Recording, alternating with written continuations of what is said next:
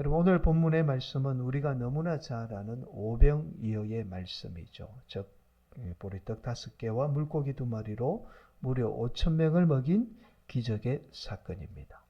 여러분, 우리가 늘 오병이어의 사건을 접하면 딱 먼저 드는 생각이 있어요. 그것은 과연 이 사건이 실제 일어난 사건일까? 어떻게 이런 사건이 일어날 수 있을까라는 그런 생각이 가장 먼저 듭니다. 그래서 오늘날 성도들뿐만 아니라 많은 신학자, 심지어 목회자들도 이 사건을 실제 일어난 사건으로 생각하지 않습니다. 여러분, 우리가 지난 시간에 살펴보았죠. 예수님에 관한 복음서들은 요한복음을 제외하고 나머지 복음서는 18년에서 짧게는 18년에서 길게는 35년 안에 다 기록된 말씀이에요. 신약 성경 대부분이 이 시기에 다 기록이 되었습니다. 심지어 마태복음은 유대인들을 위해서 기록한 복음서예요. 여러분, 마태복음이 기록될 당시만 해도 오병이어의 사건은 이미 소문을 통해서 유대인들이라면 누구나 다 알고 있었어요.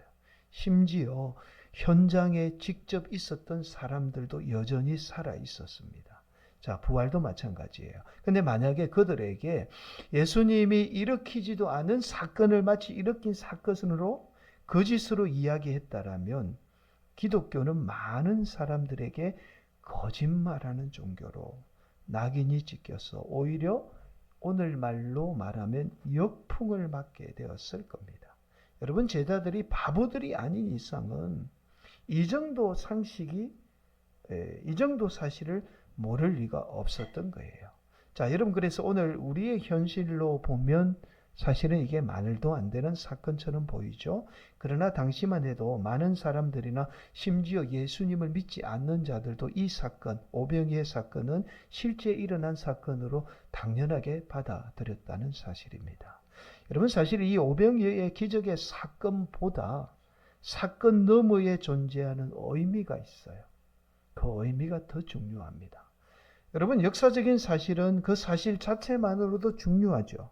그러나 이후에 오늘을 사는 우리에게는 사실보다 의미가 더 중요해요. 왜냐하면 역사적인 사실이 주는 의미를 우리가 되새기게 되면 그 역사는 다시 우리 삶에 살아서 숨쉬게 됩니다. 다른 말로 다시 살아서 역사하게 되는 거예요. 그래서 항상 역사적인 사건은 그 사건도 중요하지만 그 사건이 우리에게 주는 의미가 중요한 거예요. 오병이어의 사건도 마찬가지입니다. 사건보다 그 의미가 주는 말씀이 더 중요한 말씀이에요. 근데 우리가 여지껏 이게 사건이 실제 맞는지 틀리는지 거기에만 우리가 집착해서 이 사건을 통해서 주는 의미를 우리가 잃어버린 겁니다. 오늘도 우리 성도들이 저와 여러분에게 주시는 하나님의 말씀을 통해서 이 오병이어의 사건의 의미를 되새기게 되면 이 기적은 다시 우리 삶 가운데 살아서 역사합니다. 의미와 형태가만 조금 다를 뿐이지 여전히 기적은 우리 삶 가운데 일어나게 됩니다. 오늘도 우리 성도들이 말씀의 의미를 되새겨서 기적이 우리 삶 가운데 다시 일어나기를 예수님의 이름으로 간절히 축복합니다. 여러분, 오늘 본문의 사건은 우리가 너무나 잘 아는 사건이지만 간략하게 말씀을 좀 살펴보고 깊이 있는 의미를 한 번 더 나누도록 하겠습니다. 여러분, 예수님이 갈릴리 바다 건너편이에요. 배를 타고 건너가게 됩니다. 그러자 많은 무리가 예수님을 만나기 위해서 걸어서, 이게 배를 타지 못하니까 걸어서 돌아서 예수님이 있던 곳까지 찾아오게 된 거예요. 그러니까 먼 거리를 마다하지 않고 지금 예수님이 있는 곳까지 찾아온 겁니다. 그러니 당연히 지치고 배고플 수밖에 없었던 거예요. 예수님이 이 모습을 바라보면서 제자 가운데 유독 오늘 본문에 있는 게 빌립입니다. 빌립에게 이렇게 질문해요. 어떻게 저 많은 무리를 먹일 수 있을까라고 묻게 됩니다. 여러분, 예수님이 유독 빌립에게 이 질문을 한 것은 빌립을 시험하기 위해서입니다. 자, 빌립은 예수님의 예상대로 최소 200데나리온이라는 돈이 있어야만 이 많은 사람을 먹일 수 있다라고 대답을 합니다. 여러분, 우리는 여기서 200데나리온이라는 돈이 얼마만큼의 돈일까라고 궁금하실 거예요. 데나리온은 당시 남성 하루의 품삯을 데나리온이라고 그렇게 말했습니다. 그래서 오늘날로 환산해 보면 이 200데나리온이라는 돈이 대략 4천만 원에서 5천만 원이라는 엄청난 금액입니다. 여러분, 이 금액을 이렇게 5천 명으로 나누어 보니까 딱 한 사람당 한 10,000원 정도 나눌 수 있는 금액이에요.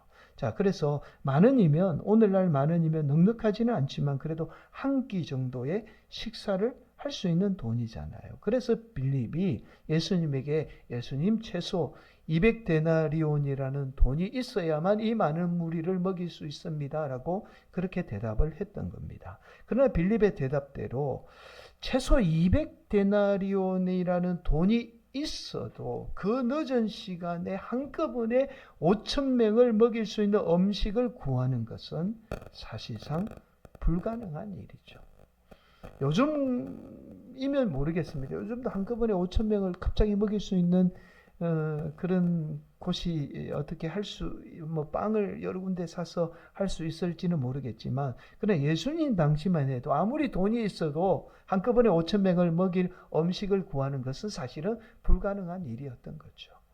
자, 이때입니다. 예수님과 빌립의 대화 중에 예수님의 다른 제자이죠. 안드레예요. 안드레가 한 아이의 손에 들려있던 보리떡 5개와 물고기 2마리를 가져오게 됩니다. 그래서 한자로 이 사건을 오병이어라고 그렇게 말씀하는 겁니다. 자, 예수님은 아이의 손에 들려있던 보리떡 5개와 물고기 2마리로 한꺼번에 5,000명을 먹이는 기적을 일으키게 돼요. 여러분, 그리고 남은 떡과 물고기를 거두었더니 12바구니가 되었다, 강주리가 되었다 라고 그렇게 말씀합니다. 여러분, 이 기적을 직접 목격한 많은 무리가 예수님이야말로 하나님이 보내신 선지자다 라고 그렇게 믿고 됐죠. 자신들이 그토록 기도를 했던 메시아가 예수님이라는 사실을 믿게 됩니다. 그런데 많은 무리가 거기서 그쳤으면 괜찮은데 자신들의 임금으로 예수님을 삼으려고 했던 거죠. 그래서 예수님의 힘을 빌리려고 했던 겁니다. 그러자 예수님은 이들을 피해서 다시 혼자 산으로 올라가게 돼요. 여기까지가 오늘 본문의 말씀입니다. 여러분, 오늘 본문을 바라보면서 대부분 많은 분들이 이렇게 말씀하죠. 한 아이가 자신이 먹을 것을 포기하고 남을 위해서 기꺼이 보리떡 5개와 물고기 2마리를 내어 놓았기 때문에 이 모습에 많은 어른들이 감동을 받아서 자신들이 먹을 것을 다 내어 놓았다. 그래서 수많은 사람들이 배불리 먹을 수 있었다라고 그렇게 말씀을 합니다. 여러분, 오늘은 우리 교회가 정한 자녀들을 위한 주일, 교회에서는 어린이 주일이에요. 여러분, 그래서 이런 말씀이면 오늘 말씀과 딱 맞는 말씀이기도 하고 더군다나 아주 감동이 있는 말씀이죠. 극적인 감동이 있는 말씀이에요. 그러나 이러한 해석은 우리의 상식으로는 도저히 이해할 수 없는 이 오병이어의 사건을 어떻게 하든지 인간이 극복하려는 시도에서 해석해내는 아주 인간적인 해석에 불과합니다. 여러분, 앞서서도 말씀을 드렸듯이 이 사건은 역사적인 사건을 넘어서 이 오병이어의 사건이 오늘날 우리에게, 오늘을 사는 우리에게 주는 의미가 있어요. 이 메시지가 훨씬 더 중요한 말씀입니다. 여러분, 놀랍게도 이 오병이어의 사건은 사복음서에 다 기록이 되어 있는 말씀이에요. 여러분, 사복음서에 많은 사건이 나오잖아요. 근데 유일하게 한 사건만 이 사복음서에 다 기록이 되어 있는데 그 사건이 오병이어의 사건입니다. 이 사건이 유일해요. 자, 이 유일하다는 말은 우리에게 주는 특별한 의미가 있다는 말씀이에요. 여러분, 공간복음이라고 합니다. 같은 맥락에서 기록된 마태, 마가, 누가복음은 이 사건을 같은 맥락에서 기록을 하고 있어요. 그런데 유독 요한복음만, 우리가 살펴보고 있는 요한복음은 다른 관점에서 기록하고 있어요. 그래서 의미가 더 중요하다라는 말씀을 드린 겁니다. 자, 요한복음에서 첫 번째로 이 오병이어의 사건은 한 아이의 손에서 시작되었다라고 그렇게 말씀합니다. 이게 요한복음에만 나오는 아주 특별한 말씀이에요. 오늘 본문 9절 말씀, 여기 한 아이가 있어 보리떡 5개와 물고기 2마리를 가지고 있나이다. 그러나 그것이 이 많은 사람에게 얼마나 되겠사옵나이까. 오늘 말씀은 사도 요한이 예수님이 한 아이로부터 보리떡 5개와 물고기 2마리로 5,000명을 먹였다, 기적을 일으켰다라고 말씀합니다. 여러분, 이 한 아이가 중요해요. 이 사실은 오병이어가 나타내는 의미와 똑같은 의미를 강조합니다. 여러분, 바로 보리떡 5개와 물고기 2마리로는 5,000명을 먹이려고 해도 도저히 먹일 수 없어요. 불가능한 일이에요. 상상조차 할 수 없는 일입니다. 마찬가지예요. 한 아이는 보잘것없는 존재예요. 여러분, 당시에 아이는 보잘것없는 존재, 아무것도 할 수 없는 가능성이 제로인 존재가 바로 아이입니다. 여러분, 아이를 통해서 어떻게 5,000명을 먹일 수 있겠어요? 그런데 이 한 아이로 인해서 기적은 일어났던 거죠. 여러분, 이것은 저와 여러분의 인생도 마찬가지예요. 어떻게 보면 하나이 같은 존재, 전혀 가능성이 제로인 존재인 저와 여러분의 삶을 통해서 우리 하나님은 오병이어의 기적과 같은 놀라운 일을 일으켜서 저와 여러분의 인생에 놀랍게 역사하시는 분이 바로 우리 하나님이라는 사실을 오늘 본문은 말씀하고 있습니다. 서두에 말씀을 드렸듯이 모양과 형태만 다를 뿐이지 여전히 우리는 기적의 세대, 하나님의 놀라운 기적을 일으키는 성도가 바로 저와 여러분이라는 사실을 오늘 본문은 말씀하고 있어요. 두 번째죠. 요한복음은 특별히 빌립이라는 제자를 시험하고 있습니다. 여러분, 6절 말씀 이렇게 말씀하시면 친히 어떻게 하실지를 아시고 빌립을 시험하고자 하심이라. 여러분, 유독 예수님이 오늘 본문에서 빌립을 지금 시험하고 있어요. 그 이유가 무엇일까요? 여러분, 이후에 나오는 말씀에 의하면 그 이유를 알 수가 있습니다. 요한복음 14장 8절에 보면 빌립이 이렇게 말합니다. 빌립이 이르되 주의 아버지를 우리에게 보여주옵소서, 그리하면 족하겠나이다. 여러분, 예수님이 제자들에게 근심하지 말라, 그렇게 말씀해. 그랬더니 빌립이 이렇게 대답해요. 아니 예수님, 우리가 지금 이 세상 살아가는데 어떻게 지금 근심 걱정하지 않을 수 있겠습니까? 만약에 예수님이 하나님 아버지를 보여주면, 저에게 직접 눈으로 보여주면 제가 근심 걱정하지 않겠습니다. 라고 지금 빌립이 예수님에게 이렇게 반문하고 있는 말씀이 14장 8절 말씀이에요. 여러분, 이 사건을 볼 때에 빌립이 얼마나 세상의 근심과 염려 속에 살았던 인물임을 우리는 알 수 있어요. 그래서 더 소중한 가치를 바라보지 못하고 살았던 인물입니다. 자, 그래서 우리 예수님은 이 오병이어의 사건을 통해서 더 소중한 가치를 바라볼 수 있기를 원했던 거죠. 그래서 빌립에게 이렇게 질문하게 되었던 겁니다. 여러분, 빌립이 바라보기를 원했던 그 가치가 바로 오늘 요한복음에만 나오는 세 번째 중요한 특징이에요. 신학입니다. 자, 12절 이렇게 말씀합니다. 그들이 배부른 후에 예수께서 제자들에게 이르시되 남은 조각을 거두고 버리는 것이 없게 하라 하심으로. 여러분, 예수님이 제자들에게 남은 조각을 거두어 버리는 것이 없게 하라고 말씀해요. 여러분, 예수님이 제자들에게 이 말씀을 하실 때는 남은 것이 아까워서 버리지 말라고 말씀했을까요? 그렇지 않습니다. 예수님이 이렇게 말씀한 데는 아주 특별한 의도가 있어요. 여러분, 바로 구약에 보면 오늘 본문의 예수님의 말씀과 아주 비슷한 하나님의 말씀이 나옵니다. 그 말씀이 출애굽기 16장 19절 말씀이에요. 모세가 그들에게 이르기를 아무든지 아침까지 그것을 남겨두지 말라 하였으나, 남겨두지 말라라고 말씀하신 거예요. 여러분, 출애굽기 말씀은 이스라엘 백성들이 출애굽 당시에 광야에서 먹을 것이 없잖아요. 그러니까 매일 먹을 것이 부족했던 이스라엘 백성들은 하나님을 원망하기 시작해요. 그러자 하나님이 원망하던 이스라엘 백성들에게 만나와 메추라기를 내려주게 되죠. 여러분, 사도 요한은 오병이어의 사건과 오늘 본문의 오병이어의 사건과 이스라엘 백성들이 광야에서 만나와 메추라기를 먹은 사건을 같은 사건으로 바라보았던 겁니다. 자, 그래서 우리 하나님이 광야에서 먹을 것이 없던 이스라엘 백성들을 먹여주었듯이 여전히 예수님도 배고픔 가운데 있는 무리들을 어떻게 해요? 오병이어의 기적을 통해서 먹여주게 되었던 거예요. 여러분, 매일 만나와 메추라기를 먹은 것도 사실은 40년 동안 먹은 것도 기적이잖아요. 어떻게 하루도 빠지지 않고 그 매일같이 만나와 메추라기를 먹을 수 있었겠어요? 그것도 하나님의 기적이에요, 사실은. 마찬가지입니다. 예수님이 이 보리떡 5개와 물고기 2마리로 5,000명을 먹인 사건은 어떤 사건이죠? 기적의 사건이죠. 같은 사건으로 보았던 겁니다. 그런데 사도 요한이 왜 오병이어의 사건과 광야에서 만나와 메추라기를 먹은 사건을 같은 사건으로 바라보았을까요? 여러분, 그 이유를 알기 위해서는 우리가 만나와 메추라기 사건을 조금 더 깊이 있게 들여다볼 필요가 있습니다. 하나님이 이스라엘 백성들에게 광야에서 만나와 메추라기를 내려주면서 한 가지 명령을 합니다. 그 명령이 무엇이냐면 매일 먹을 만큼만 거두라는 거예요. 절대로 다음날 먹을 것을 미리 거두지 말라고 말씀해요.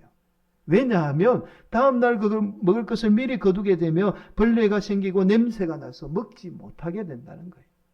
아무리 우리가 내일 먹을 것을 미리 거두고 두어도 어떻게 잘 보관해도 반드시 벌레가 생기고 냄새가 나서 도저히 먹지 못했던 겁니다. 그래서 다음 거둘 것을 거두지 말라고 그렇게 명령을 했던 거예요. 여러분, 그래서 만나와 메추라기 사건은 매일 우리의 삶을 책임져 주시는 분이 누구라고요? 하나님이라는 사실을 일깨워 주기를 원했던 사건이 만나와 메추라기 사건이에요. 결국 이 만나와 메추라기는 내일 일은 염려하지 말고 오늘 주신 것에 감사하며 살라는 의미를 지금 포함하고 있는 사건입니다. 그리고 오늘 본문의 사건도 마찬가지예요. 단순한 기적의 사건처럼 보이죠. 단순한 기적의 사건이 아니에요. 오늘 본문의 사건을 통해서 우리에게 말씀하고자 했던 메시지도 이와 똑같습니다. 우리의 인생이 한 아이와 같이 아무것도 할 수 없는 처지에 놓여 있어도, 불가능한 처지에 놓여 있어도 우리 예수님이 오병이어의 기적을 일으켰듯이 저와 여러분의 인생의 기적을 일으켰어 저와 여러분의 인생을 반드시 책임져 주신다는 말씀이에요. 단순한 기적의 말씀이 아닙니다. 여러분, 그래서 12절 말씀 다시 보게 되면 새롭게 보이는 말씀이 있어요. 12절 말씀 한 번 더 봉독합니다. 시작. 그들이 배부린 후에 예수께서 제자들에게 이르시되 남은 조각을 거두고 버리는 것이 없게 하라 하심으로, 남은 조각을 거두어 버리는 것이 없게 하라는 말씀은 단순히 버리지 말라는 말씀이 아니라 저와 여러분의 인생을 어떠한 일이 있어도 책임져 주셔서 버릴 것이 없는 인생으로 삼아 주신다는 말씀이에요. 버릴 것이 없는 인생은 어떤 인생이죠? 다른 말로 저와 여러분의 인생을 가치 있는 인생으로 그렇게 사용하신다는 말씀입니다. 실제로 이 말씀은 지난주에 말씀을 드렸듯이 나라를 잃어버리고 뿔뿔이 흩어졌던 초대교회 성도들에게 오병이어의 기적보다 더 놀라운 하나님의 말씀이었어요. 여러분 한번 생각해 보세요. 나라를 잃어버린 백성들은 아무리 노력해도 당시 그 시대에 가치 있는 존재가 될 수 없었어요. 태어나자마자 노예, 그리고 죽는 순간까지 노예의 삶에서 벗어날 수 없었던 인생이 바로 지금 초대교회 성도들의 모습이었습니다. 그런데 사도 요한은 이 오병이어의 사건을 통해서 이 초대교회 성도들에게 이 사건은 단 이례적인 기적이 아니라 하나님이 그들의 인생을 영원히 책임져 주시겠다라는 놀라운 은혜의 말씀이었던 거예요. 약속의 말씀이었던 겁니다. 여러분, 단일회적으로 기적으로 인해서 한 번 배불리 먹는 게 중요합니까? 아니면 우리의 삶을 영원히 책임져 주신다는 하나님의 약속이 더 중요합니까? 당연히 영원히 책임져 주신다는 하나님의 약속이 더 중요하죠. 그래서 사도 요한은 초대교회 성도들에게 오병이의 사건은 단순한 기적이 아니라 초대교회의 어려움에 처한 성도들을 영원히 책임져 주신다는 하나님의 놀라운 약속의 말씀이었던 거예요. 사랑하는 성도 여러분, 저와 여러분의 인생도 마찬가지입니다. 단 이례적인 기적보다 저와 여러분에게는 영원한 하나님의 약속이 있어요. 우리의 인생을 오늘도 영원히 책임져 주신다는 영원한 약속이 있는 인생이 바로 저와 여러분이라는 사실입니다. 여러분, 우리는 시간의 개념으로 보면 지난 일을 과거, 그리고 지금 현재를 현재라고 그렇게 말하고요. 또 마지막으로 다가올 일들을 뭐라고 이야기하죠? 미래라고 그렇게 말합니다. 그러나 시간의 개념으로 보면 항상 미래는 존재합니다. 그러나 실존적인 차원에서 보면 미래는 존재하지 않아요. 그렇죠. 개념으로만 미래는 항상 존재하는 겁니다. 왜냐하면 미래는 누구도 알 수 없어요. 그리고 실제 미래는 현재 우리의 삶에 다가와야만이 알 수 있습니다. 그러니까 미래는 존재하지 않는 거죠. 현재만 존재하는 거예요. 다가와야만 알 수 있으니 개념으로만 존재하는 게 미래고 실존하는 건 아니라는 거예요. 그런데 오늘날 대부분 인간은 실존하지도 않는 미래를 걱정하면서 인생을 다 허비합니다.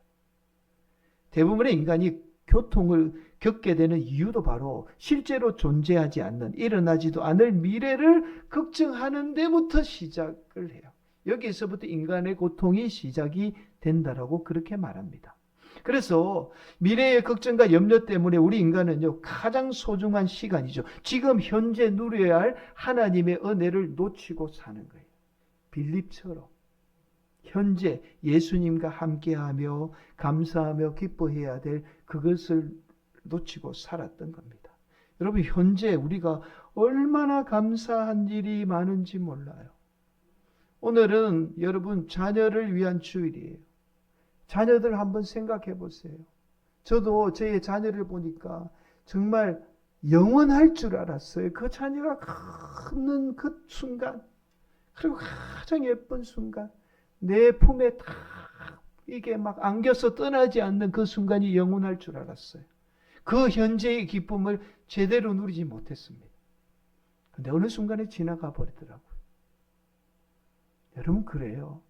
우리가 항상 다가오지 않는 미래, 존재하지 않는 미래를 걱정하면서 현재 누려야 될 그 행복과 기쁨, 감사를 누리지 못하고 사는 거예요. 그래서 우리 예수님이 마태복음 6장 34절에 이렇게 말씀하신 거예요. 그러므로 내일 일을 위하여 염려하지 말라. 내일 일은 내일이 염려할 것이요 한날의 괴로움은 그날로 족하니라. 사랑하는 성도 여러분, 우리는 늘 하루하루를 살면서 내 삶이 무기력하고 또 아무 의미 없는 인생 같아 보일 때가 있어요.